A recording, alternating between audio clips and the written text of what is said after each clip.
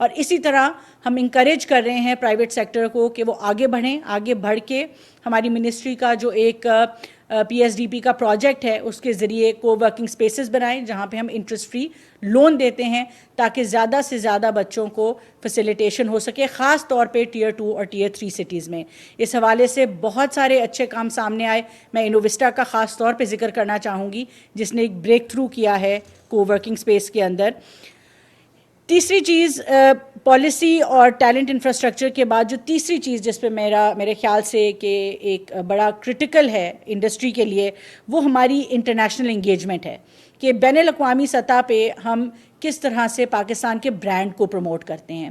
اس حوالے سے ہم نے پچھلے 1 سال کے اندر Pakistan software export board نے 20 سے زائد انٹرنیشنل ایونٹس میں حصہ لیا۔ اپنی کمپنیز کو ہم trade development authority of Pakistan T DAP کے ساتھ مل کے پی سیب سبسیڈائز کرتا ہے۔ اسی طرح سے اگنائٹ نے جو ہے وہ بہت سارے سٹارٹ اپس کو باہر لے کے گیا ملک سے، ان کو ایکسپوجر دلایا۔ اور ان B to B relationships کا مقصد صرف یہ ہے کہ حکومت پاکستان جو وہ کمپنیاں جو کہ عام طور پہ افورڈ نہیں کر سکتی اپنے ریونیوز پہ باہر جانا، ہم ان کو سبسیڈائز کر کے باہر لے کے جاتے ہیں تاکہ ان کی باہر کی کمپنیوں کے ساتھ ایکسپوجر ہو، جوائنٹ وینچرز ہوں اور ان کو بزنس ملے۔ اور ہم نے دیکھا کہ ہر ڈالر جو حکومت پاکستان نے اپنے اس ایونٹ پہ یا ایڈورٹیزمنٹ پہ اسپینڈ کیا، اس کے بدلے میں تقریباً $50 کی ہمیں کسی نہ کسی ذریعے سے ہمیں بزنس کی کمٹمنٹ آئی۔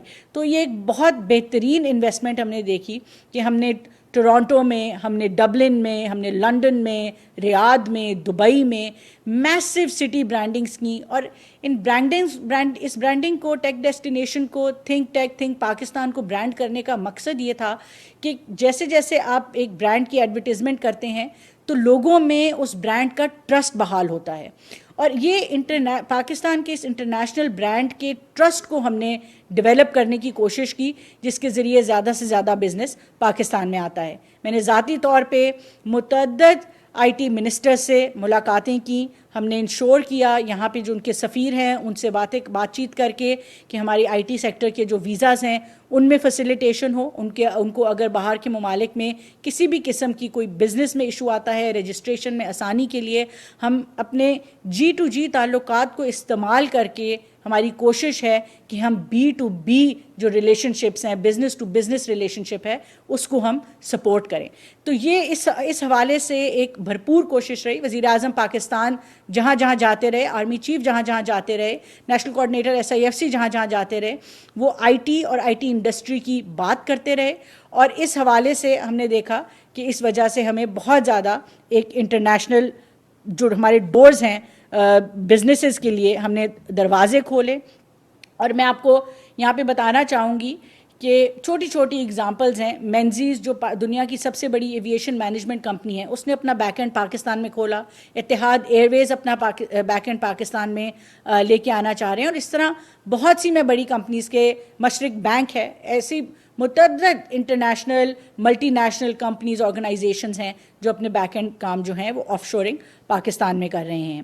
اس حوالے سے ایک اور میرے خیال سے جو ایک بہت بڑی چیز ہم نے کی وہ پاکستان میں پہلا digital foreign direct investment forum منعقد کیا گیا جس کے ذریعے تقریباً $700 ملین سے زائد کی انویسٹمنٹ کی کمٹمنٹ آئی۔ اور ہم نے دیکھا کہ مختلف تقریباً 40 سے زائد ممالک سے لوگ یہاں پہ آئے، منسٹرز پاکستان آئے۔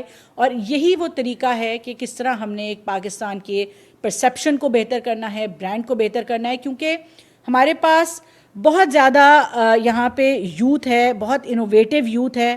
ہمارے پاس یہاں پہ کسی بھی چیز کی نہ ٹیلنٹ کی کمی ہے۔ آپ AT کارنی کی رپورٹ پڑھیں تو ہم